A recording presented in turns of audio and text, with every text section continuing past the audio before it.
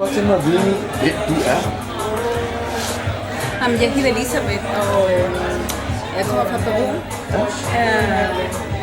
Og fik jeg lige at vide, at Oscar de Leon kommer nu, og jeg blev sådan helt, oh my god, det er så mange år siden, jeg har hørt ham.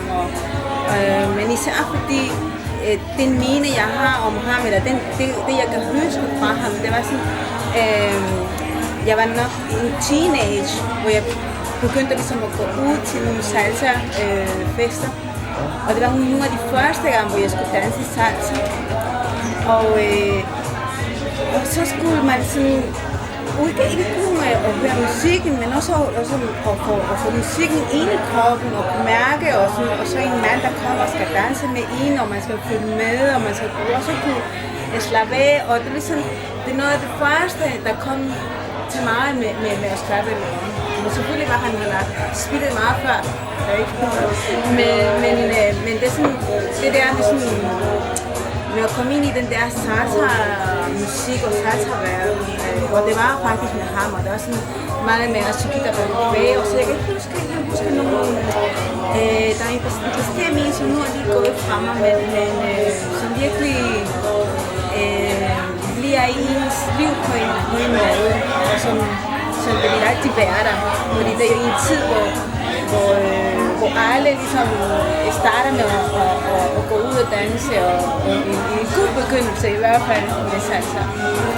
Har du hørt om live før? Jeg hørte ham her for netop 14 år siden, og det var altså fantastisk. Og se på hele banen, og se på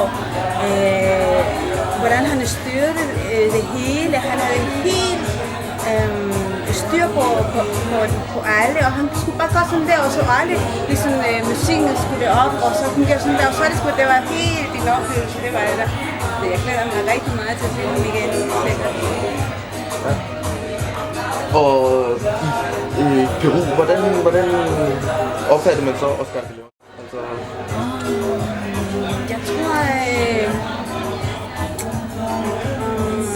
Jeg tror, han er nok en af kongerne i den salsa-verden. Det er helt bestemt. Og det er i mange generationer, og han har været der, og han kommer altid til at være der. Ja, fordi han har altid haft den der samlende, altså netop fordi, at du kan tage fra Argentina i syd til Mexico, Cuba, alle mulige steder. Alle har et eller andet forhold til Oscar de Leon. Hvor der er måske mange andre, der er det måske kun nogen fra Puerto Rico, eller nogen fra Cuba, eller så videre. Men hvor Oscar de Leon i hele Latinamerika et eller andet sted er noget stort og noget samlende. Så han ikke kun er repræsentant for Venezuela, men er for hele kontinentet på en eller anden måde.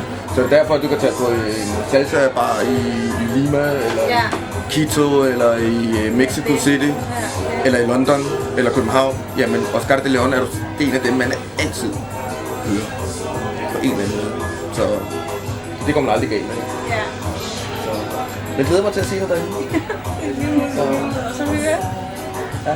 Dig også. Ja.